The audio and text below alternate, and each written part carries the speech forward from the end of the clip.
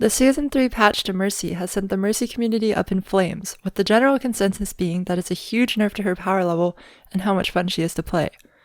Well, I'm here to argue the complete opposite, and before you chalk it up to, you're a Lucio player and you hate Mercy and you always want Lucio to be hard meta, hear me out. I've played a fair bit of Mercy this season by now, and while I'm not the best in the world, I've always played her at a top 500 level, and I think I can give some much needed perspective from someone who isn't an extremely dedicated Mercy main. So what are the actual changes? For starters, Guardian Angel got a huge nerf. The cooldown increased by an entire second, all the way to 2.5, and backwards GA moves 20% slower.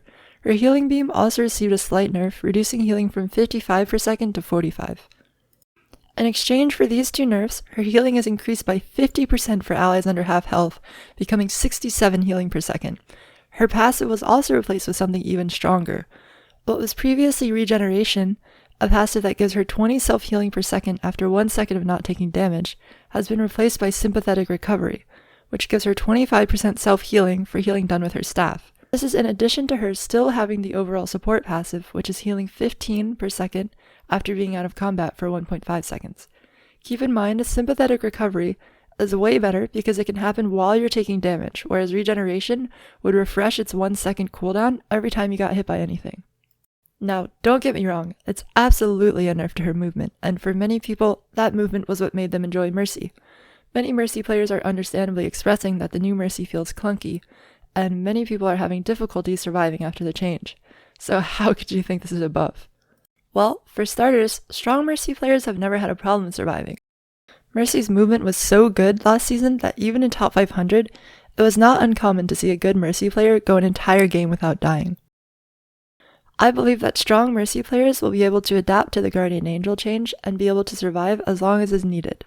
Maybe not to the same degree as before, where they would go entire games without dying and contest points in overtime for a ridiculously long time, but enough that the best Mercy players will still always die last. Essentially, if Mercy players never die before their teammates, the nerf to her movement is completely negated, and all that's left from this patch is the buff to her survivability and healing. Now, of course, this is all on paper, it's just theory. Does it apply to the actual game? Well, I made a tweet about it, and the most common response was, have you even played her? And to be honest, no, I didn't play her. But after those tweets, I did, and it only reinforced my opinion. I am by no means a Mercy player. I flex to her when I need to or when she's hard meta, but I can't say that I ever enjoyed it, which is really strange because I'm a movement player. Movement is my favorite part of video games. I spend hours doing Lucio rollouts, playing Genji and Doom Parkour, and I love those heroes in Ranked, but Mercy has always been missing something for me. I'm really grateful those people told me to play her because Season 3 Mercy is the most fun she's ever been. Which is crazy, right? How can I think that? What brought a hero that I could never enjoy no matter how much I tried to something that I find so ridiculously fun now? Part of it is the healing buff. If you pay attention to it, there are so many moments in every game where that buff keeps one of your teammates alive. But what made the biggest difference for me is how much depth the movement has now. It made me realize that movement was what was missing for me all along. This is a really spicy take, but Mercy movement before this patch was just too easy. You would spam it every 1.5 seconds and float forever, or you spam it in backwards GA. You rarely had to consider when you should use it, because it came back so fast, and even if you used it at the wrong time, it would be back and you could just use it again. You could play Mercy at a top 500 level only knowing those two basic movements. I know because I did it. That's not to say that Mercy players didn't have insane movement though, but unless you were in overtime and you had to contest, or the occasional difficult res that happened every few games, there was rarely any opportunities for movement like that to shine, because you could do the exact same thing without it. What's the difference between a Mercy with mediocre movement surviving and a Mercy with insane movement surviving? There is none. The insane Mercy is not rewarded for her good movement because both of them are getting the same exact value. I think that's a bad thing. But now, it really makes a difference. If you don't squeeze every bit of value out of Guardian Angel that you can, you might die. You have to use cover and think about movement outside of Guardian Angel. It's treated like a cooldown instead of the only way to move around. It's a really fun challenge, and moments where you survive impossible situations feel all the better now. Really good Mercy players are already adapting, and it's way more impressive to see them survive. And while I understand for many Mercy players who are used to the old movement that this movement has become a lot less fun, Try and look at it from a different point of view.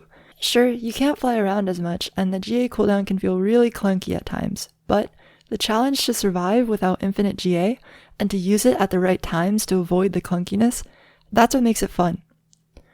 And if you don't agree, that's completely fine, and I understand. Anyway, even if I enjoy it and think it's an overall buff, I still think these changes are bad. The patch didn't address Resurrect or Damage Boost, which were the two biggest frustrations people have playing against Mercy.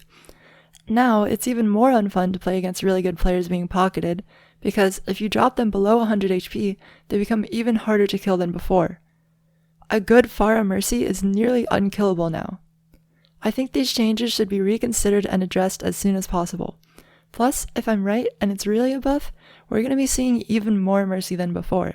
Despite the wildfire spreading on the Overwatch forums and Twitter and Mercy content saying how terrible this patch is, Mercy is still being played in the majority of top 500 lobbies, and I'm sure lower ranks are seeing the same thing.